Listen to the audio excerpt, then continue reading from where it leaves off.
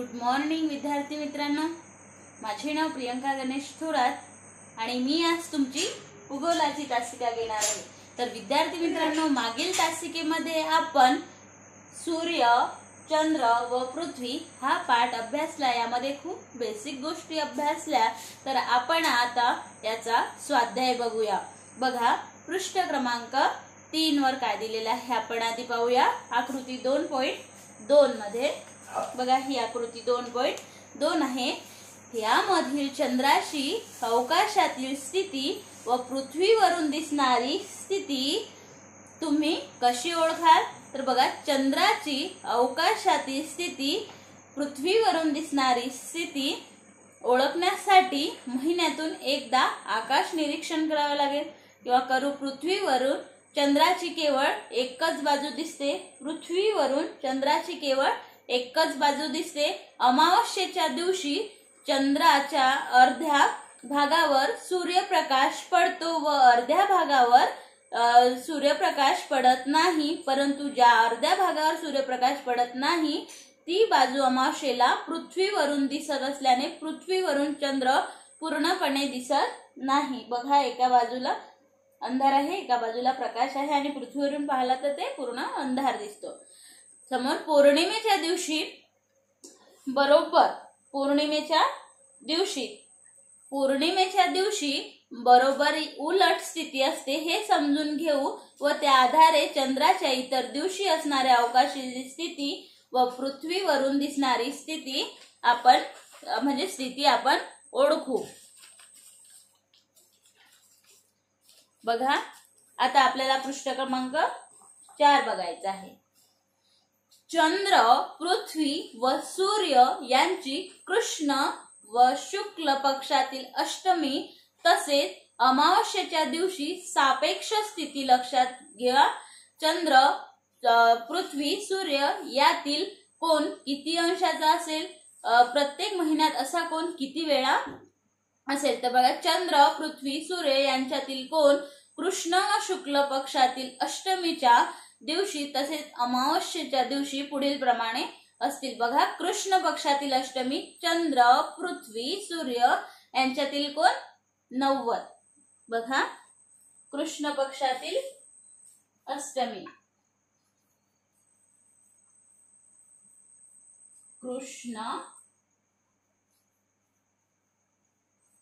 पक्षातील अष्टमी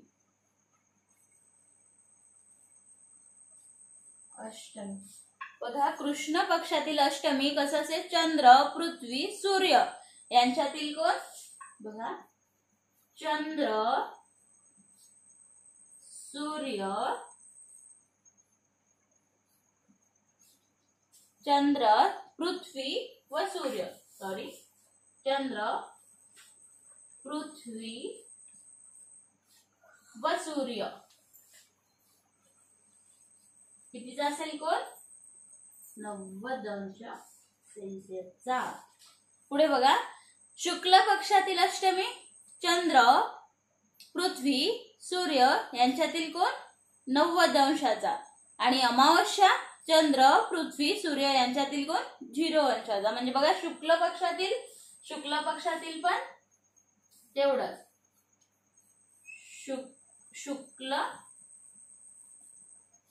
पक्ष अष्टमीतील बघा, चंद्र, पृथ्वी व सूर्य 90 अंश सेल्सिअसचा कोन आहे। अमावस्येला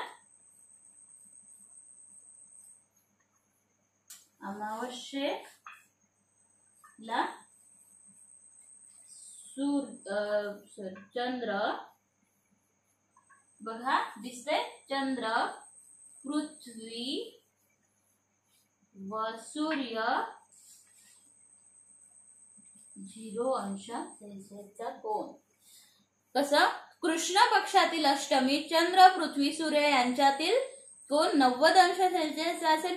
शुक्ल पक्षातील अष्टमी चंद्र, पृथ्वी आणि सूर्य यांच्यातील कोन 90 अंशाचा असेल आणि अमावस्या चंद्र पृथ्वी सूर्य यांच्यातील कोन 0 अंश सेल्सिअसचा असेल. पुढे बघा, सूर्यग्रहणाच्या दिवशी पृथ्वीवर कोणत्या भागातून ग्रहण दिसणार नाही. सूर्यग्रहणाच्या दिवशी पृथ्वीवर कोणत्या भागातून सूर्यग्रहण दिसणार नाही. बघा, सूर्यग्रहणाच्या दिवशी पृथ्वीवर ज्या भागावर चंद्राची दाट किंवा विरळ सावली पडणार नाही त्या भागातून चंद्रग्रहण दिसणार नाही. बघा, सूर्यग्रहणाच्या दिवशी पृथ्वीवरील ज्या भागावर चंद्राची दाट किंवा विरळ सावली पडणार नाही त्या भागातून चंद्रग्रहण दिसणार नाही. कंकणाकृती आणि खग्रास असे सूर्यग्रहण एकाच वेळी होऊ शकत नाही. कंकणाकृती आणि खग्रास असे सूर्यग्रहण एकाच वेळी होऊ शकत नाही. बघा, चंद्रग्रहण कंकणाकृती का दिसणार नाही, तर चंद्र हा पृथ्वीचा उपग्रह आहे. चंद्राच्या आकारमानापेक्षा पृथ्वीचे आकारमान खूप मोठे आहे व चंद्र पृथ्वीच्या जवळ आहे. म्हणून परिणामी चंद्रग्रहणाच्या वेळी पृथ्वीची दाट सावली चंद्रापर्यंत न पोहोचता ती अवकाशातच संपली जाते. अशी स्थिती उद्भवू शकणार नाही. त्यामुळे चंद्रग्रहण कंकणाकृती दिसणार नाही.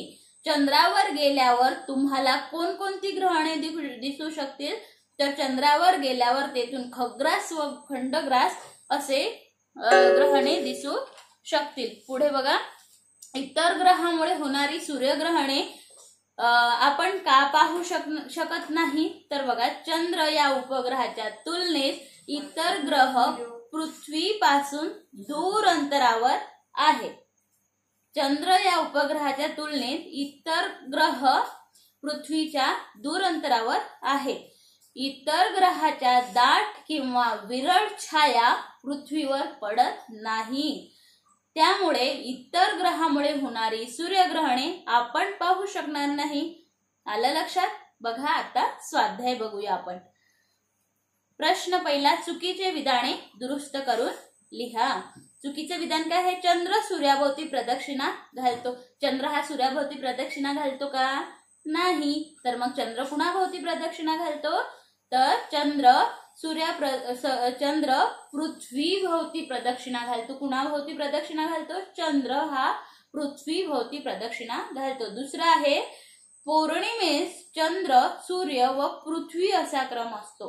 पौर्णिमेस चंद्र सूर्य व पृथ्वी असा क्रम असतो. हे विधान चुकीचं आहे. बरोबर केलेलं विधान असं आहे, पौर्णिमेला सूर्य पृथ्वी व चंद्र असा क्रम असतो. कसा असतो? सूर्य पृथ्वी व चंद्र असा क्रम असतो. पुढे बघा, पृथ्वीची परिभ्रमण कक्षा व चंद्राची परिभ्रमण कक्षा एकाच पातळीत नाही. चंद्राची परिभ्रमण कक्षा पृथ्वीच्या परिभ्रमण कक्षाशी सुमारे 5 अंश सेल्सिअसचा कोन करते. किती अंश सेल्सिअसचा कोन करते? 5 अंश सेल्सिअसचा. समोर बघा, चंद्राच्या एका परिभ्रमण काळात, म्हणजे हे आहे आपला प्रश्न. आपल्याला म्हणजे हे प्रश्न 3 म्हणजे चुकी बरोबर बघायचं आहे. बघा काय म्हणते, पृथ्वीच्या परिभ्रमण कक्षा व चंद्राची परिभ्रमण कक्षा एकाच पातळीत नाही. चंद्राची परिभ्रमण कक्षा पृथ्वीच्या परिभ्रमण कक्षेशी सुमारे 5 अंशाचा कोन करते असं दिलेलं आहे. जसं चुकीचं विधान काय दिलेलं आहे, पृथ्वीची परिभ्रमण कक्षा व चंद्राची परिभ्रमण कक्षा ही एकच आहे. हे चुकीचं विधान आहे आणि बरोबर विधान कुठलं आहे? पृथ्वीची परिभ्रमण कक्षा व चंद्राची परिभ्रमण कक्षा एकाच पातळीत नाही. चंद्राची परिभ्रमण कक्षा पृथ्वीच्या परिभ्रमण कक्षेशी सुमारे 5 अंश सेल्सिअसचा कोन करते. समोर बघा, चंद्राच्या एका परिभ्रमण काळात चंद्राची कक्षा पृथ्वीच्या कक्षेशी एकाच म्हणजे छेदले जाते. म्हणजे बघा, चंद्राच्या एका परिभ्रमण काळात चंद्राची कक्षा पृथ्वीच्या कक्षेशी एकदाच छेदते. हे आहे चुकीचं वाक्य. बरोबर वाक्य हे आहे की चंद्राच्या एका परिभ्रमण काळात चंद्राची कक्षा ही पृथ्वीच्या कक्षेला दोनदा छेदते. कितीदा छेदते? दोनदा. समोर बघा, सूर्यग्रहण उघड्या डोळ्यांनी पाहणे योग्य आहे. हे विधान बिलकुल चुकीचं आहे. सूर्यग्रहण उघड्या डोळ्यांनी पाहणे हे अयोग्य आहे. म्हणजे योग्य नाही, अयोग्य आहे. सूर्यग्रहण पाहण्यासाठी काळी काच किंवा विशिष्ट प्रकारच्या गॉगलचा आपण उपयोग केला पाहिजे. जर आपण उघड्या डोळ्यांनी सूर्यग्रहण पाहिलं तर त्या सूर्यप्रकाशाच्या प्रखर किरणामुळे आपल्या डोळ्यांना इजा होऊ शकते. म्हणून सूर्यग्रहण हे उघड्या डोळ्यांनी पाहायला पाहिजे नाही. समोर बघा, चंद्र पृथ्वीशी उपभू स्थितीत असताना कंकणाकृती सूर्यग्रहण होते. बरोबर वाक्य काय आहे? हे वाक्य चुकीचं आहे. पृथ्वीशी उपभू स्थितीत असताना कंकणाकृती सूर्यग्रहण होते. थांबा, चंद्र पृथ्वीशी उपभू स्थितीत असताना कंकणाकृती सूर्यग्रहण होते, हे वाक्य चुकीचं आहे. चंद्र पृथ्वीशी अपभू स्थितीत असताना सूर्यग्रहण कंकणाकृती होते. आपण हे अभ्यासलेलं आहे. समोर बघा, योग्य पर्याय निवडा. योग्य पर्याय निवडायचा आहे आपल्याला. सूर्यग्रहण चंद्र, सूर्य, पृथ्वी आहे. एक आहे चंद्र, पृथ्वी, चंद्र, सूर्य. दुसरा आहे सूर्य, पृथ्वी, चंद्र. तर यामधलं काय येईल? सूर्यग्रहणाला काय असते? पृथ्वी, चंद्र आणि सूर्य. बरोबर. दुसरं बघा, कंकणाकृती सूर्यग्रहणाच्या वेळी सूर्यबिंब कसं दिसते? पूर्ण काळं दिसते की फक्त त्याचा आकार पूर्ण ते जे काठ काळे दिसतात की अर्ध काळं दिसते? पूर्ण फक्त कडा काळे दिसते कंकणाकृतीमध्ये. अगदी बरोबर. दुसरं बघा, चंद्राची उपभू स्थिती. चंद्राची उपभू स्थिती म्हणजे काय? जास्तीत जास्त जवळ की जास्तीत जास्त दूर? जास्तीत जास्त दूर. अगदी बरोबर. पुढे बघा, प्रश्न क्रमांक 3 दिलेला आहे आपल्याला. तक्ता पूर्ण करायचा आहे आपल्याला. तपशील, वैशिष्ट्य, चंद्रग्रहण आणि सूर्यग्रहण. बघा, स्थिती दिवस, चंद्रग्रहण पौर्णिमा आणि सूर्यग्रहण अमावस्या. स्थिती काय असेल? चंद्रग्रहणाचा चंद्र, पृथ्वी, सूर्य. अगदी बरोबर. आणि अमावस्येला काय असेल? पृथ्वी, चंद्र आणि सूर्य. अगदी बरोबर. ग्रहणाचे प्रकार कोणते असतील मग? हे चंद्र, पृथ्वी, सूर्य आणि चंद्रग्रहण. तर खग्रास व खंडग्रास सूर्यग्रहण. आणि हे अमावस्या काय? खग्रास व खंडग्रास. खग्रासचा जास्तीत जास्त कालावधी 107 मिनिटं आणि चंद्रग्रहणाचा आणि हे कोणतं होईल? खग्रास व खंडग्रास कंकणाकृती हे 7 मिनिट व 20 सेकंद. आलं लक्षात? पुढे बघा, प्रश्न क्रमांक 4. प्रश्न क्रमांक 4 मध्ये आपल्याला आकृती काढा व त्यांना नावे लिहा. तर एक आहे खंडग्रास व खग्रास व खंडग्रास सूर्यग्रहण. जसे आपण इथे आकृती काढलेली आहे पहा, तुम्हाला असे काढायचे आहे. ही आहे खग्रास व खंडग्रास सूर्यग्रहण. ही आकृती तुम्हाला काढायची आहे अशी.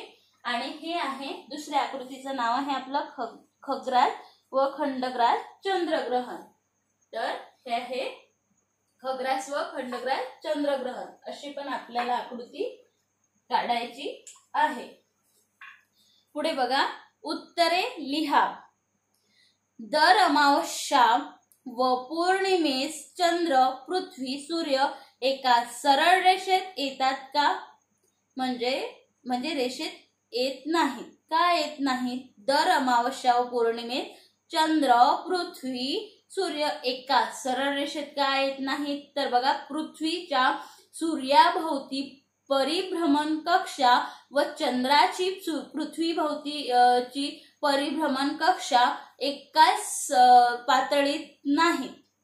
चंद्राची परिभ्रमण कक्षा पृथ्वीच्या परिभ्रमण कक्षेची सुमारे 5 अंश सेल्सिअसचा कोन करते. त्यामुळे दर अमावस्या व पौर्णिमेत चंद्र, पृथ्वी, सूर्य एका सरळ रेषेत येत नाही.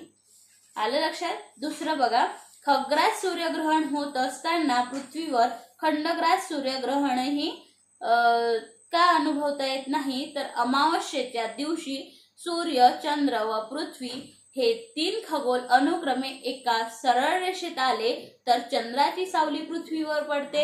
एकाच वेळी पृथ्वीच्या काही भागावर चंद्राची दाट छाया पडते तर काही भागावर चंद्राची विरळ छाया पडते. पृथ्वीच्या ह्या भागावर चंद्राची दाट छाया पडते त्या भागातून सूर्य पूर्णपणे झाकलेला दिसतो व या भागातून खग्रास सूर्यग्रहण अनुभवास येते. त्याच वेळी पृथ्वीच्या ज्या भागावर चंद्राची विरळ छाया पडते त्या भागातून सूर्याचा काही भाग दिसतो तर काही भाग झाकलेला, म्हणजेच त्या भागातून खंडग्रास सूर्यग्रहण अनुभवास येते.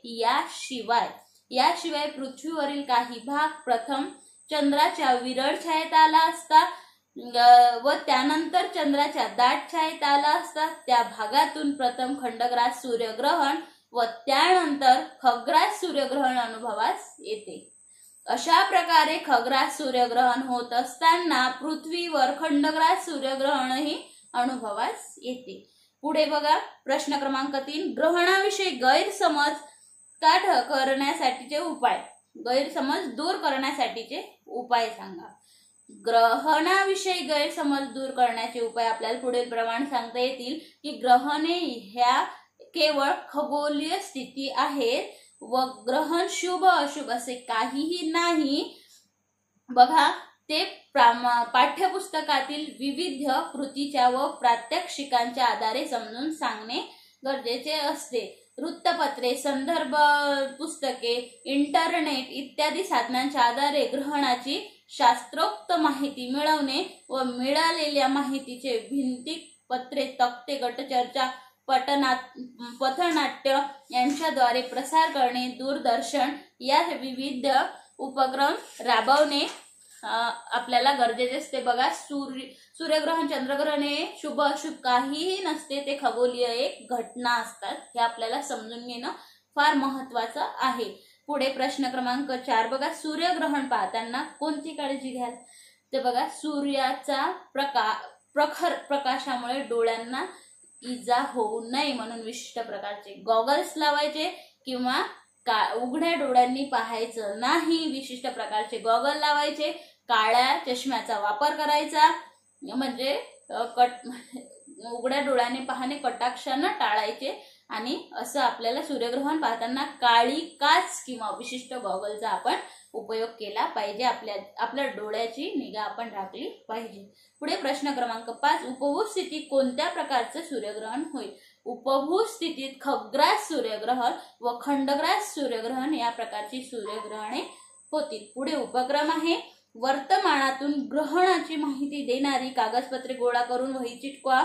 पुढे तुम्ही पाहिलेले ग्रहण याविषयी लेखन करा. तुम्ही एखादे ग्रहण पाहाल तर आता डिसेंबरच्या 4 तारखेला आहे, जसं सूर्यग्रहण आहे वाटते खग्रास, त्याचं निरीक्षण करून तुम्हाला एका वहीत नोंदी करायची. पण सूर्यग्रहण पाहताना मात्र डोळ्याची काळजी घेणं महत्वाचे आहे. बघा विशिष्ट प्रकारचे गॉगल्स वापरायचे किंवा काळा काच वापरायचा. बघा आंतरजाल म्हणजे इंटरनेट, पंचांग व दिनदर्शिकेचा वापर करून या वर्षात होणाऱ्या ग्रहणाची स्थिती, स्थळ, वेळ इत्यादीची माहिती मिळवा. आलं लक्षात. हा स्वाध्याय तुम्हाला लिहून आणायचा आहे. समजलं.